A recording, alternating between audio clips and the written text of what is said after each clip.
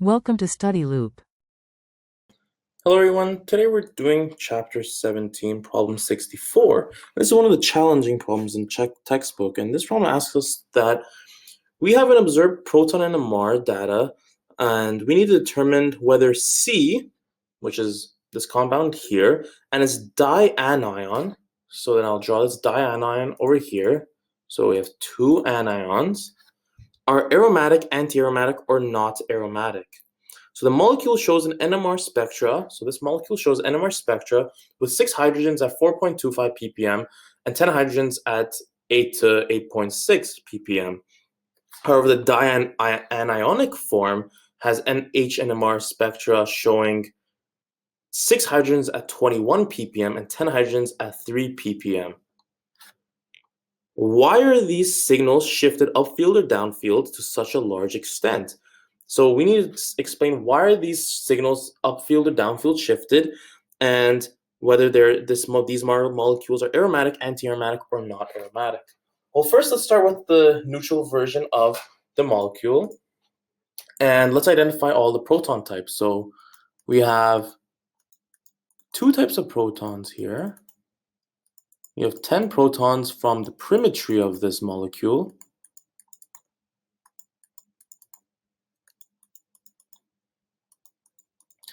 And you see, these are all sort of aromatic rings. So we have 10 protons in that kind of aromatic range. And then we have the 6 protons from the methyl groups, 3 being here, 3 being here.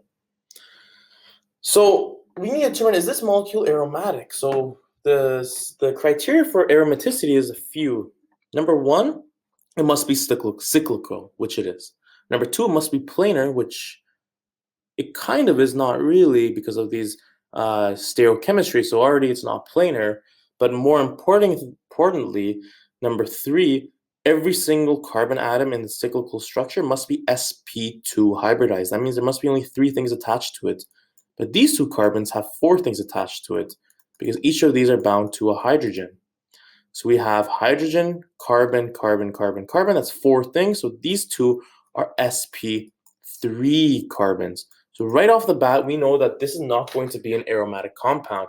And we don't even have to check Huckel's rule of 4n plus 2 to determine if they're aromatic or not.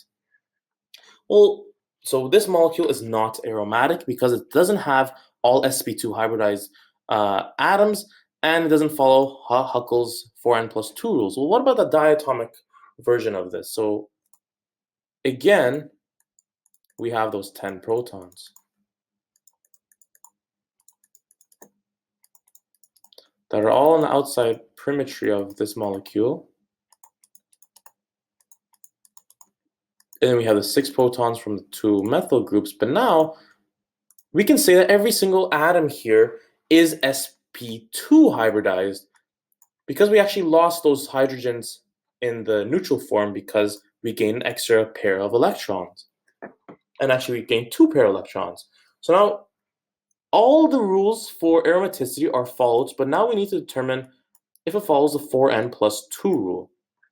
The 4n plus 2 rule where it should equal the number of pi electrons. So let's count how many pi electrons we have. Well, we have 2 here, 2, 2, 2, 2, 2, 2, and now these 4 electrons, or 2 lone pair electrons, are also in the p orbital that can be delocalized around the ring. So they're also included in this aromatic calculations. We have 2, 4, 6, 8, 10, 12, 14, 16, 18 pi electrons. So if we sub any integer, positive integer for n, if we sub 4, we have 4 times 4 equals 16 plus 2 will give us that 18 pi electrons. So the dianionic form of this, yes, this is aromatic.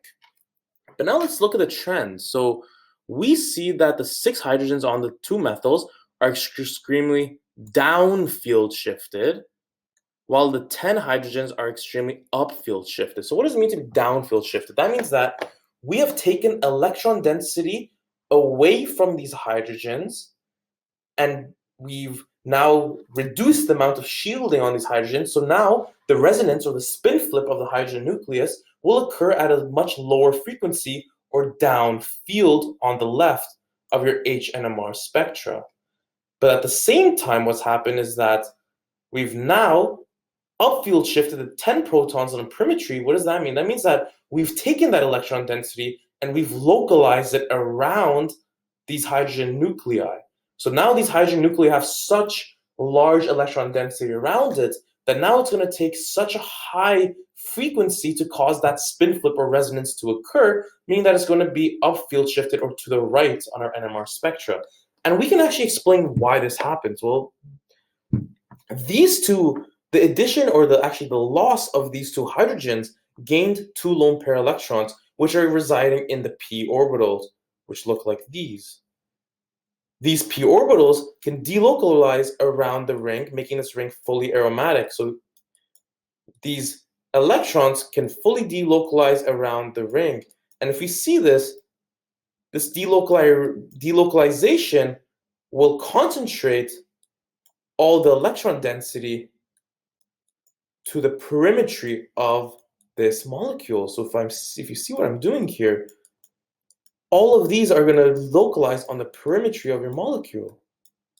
So now we have all these electrons being delocalized all on the outside of this molecule. Because now these lone pairs, all they need to do is just move one step over, and all of a sudden, they're on the perimetry of the molecule. So we have a huge delocalization of electrons on the outside or the perimetry of this molecule, localizing the electron density on these 10 exterior hydrogens. So because we're localizing that electron density around these hydrogen nuclei, we will need a much larger, greater frequency to cause that spin flip or resonance to occur, upfield shifting the ppm value of these 10 protons.